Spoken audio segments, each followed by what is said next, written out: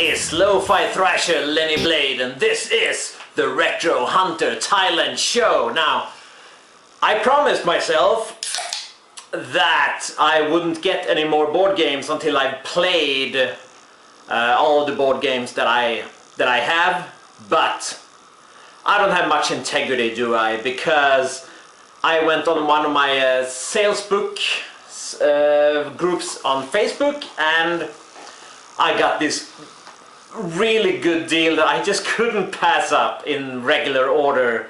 So I picked up Wizard Kings from Columbia Games, and this is basically what this is a war game, but it's sort of, it's wrapped in this fantasy setting. So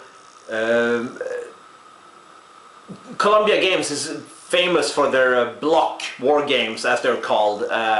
It started with a game called the Hammer of the Scots, which used this like fog of war, where you have blocks and you have a sticker on one side of the blocks, and you sort of you move around a map. And Wizard Kings is the same thing. I wanted to get this game for quite some time now, but I always felt, it's just a couple of wooden blocks and a map, and obviously like a rule book, and I thought, the retail here in Thailand is like 2,000 baht, and I didn't really feel it, and then I went on this Thai second-hand board games group, and I saw it for 1,000, which is like half price, and I thought, I'm still a little bit on the fence, should I get it or not? So I asked for a few more pictures of the game, and he said, oh, it's never been played.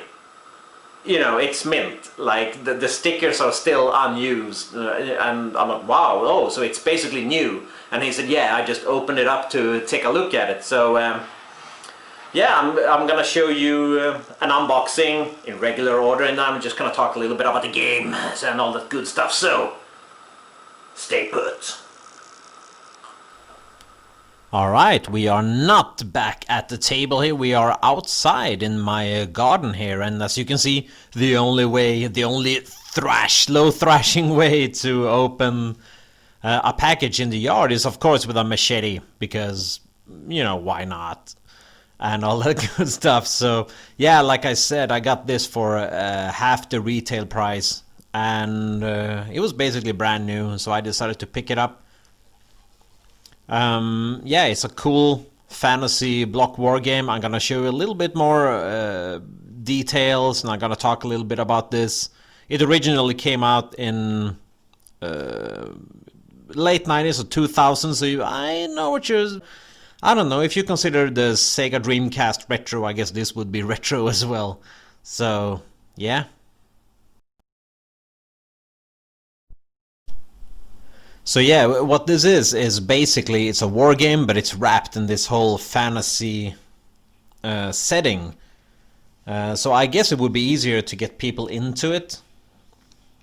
So the thing is that you've got like Amazons, barbarians, elves, orcs, dwarves, undead, and something called like the feudals, and you have different units. Each faction has different units, and you also have a hero. Every faction has a hero, and you can cast spells, which is really cool. And also you can control cities, you can get gold, you can upgrade your units. There's treasure, like I said, and you can even get artifacts. You can have like magical weapons and magical artifacts.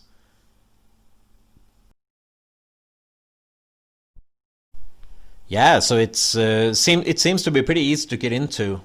Just like 7 or 8 pages of rules.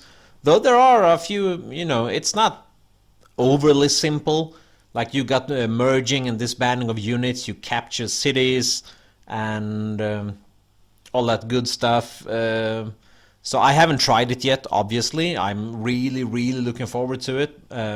The the core box includes a couple of scenarios, and you can buy expansions. There are map expansions that you can get, and they're also, I think they're called Heroes and Treasures, or Treasures and Heroes, where you get sort of randomized units for each faction.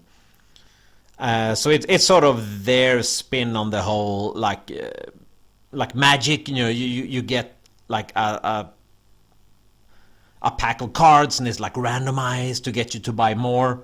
This was sort of their attempt at that, but it's still good stuff. I think I will probably get a map pack and at least one of the other expansions.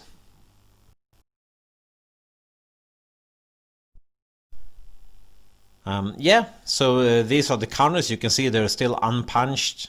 This is just like an advertisement for their other games from Columbia Games. You can see that's the Hammer of the Scots. I think that was the first one that used this particular system, like the block war system, Hammer of the Scots. But you can see that they even have a hockey game. But yeah, I would like to try out a number of these games, but the one with the fantasy theme is obviously easier for me to maybe get my Dungeons and Dragons group to get into. Yeah, and there's the here are the maps, so we'll take a look at them real quick. And as you can see, they are modular, so that you can sort of arrange them in different ways, because the terrain will sort of connect. So you have a lot of different options, and they are using these in different scenarios that come with the game.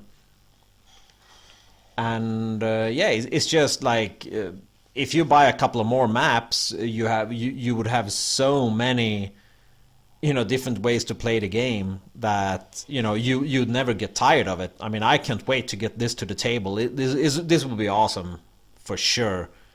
So yeah, as you can see, you can put them like that way, or you could just keep rearranging them. It's gonna be awesome. I can't wait for this. So anyways, that's all for me for this time. Catch you later.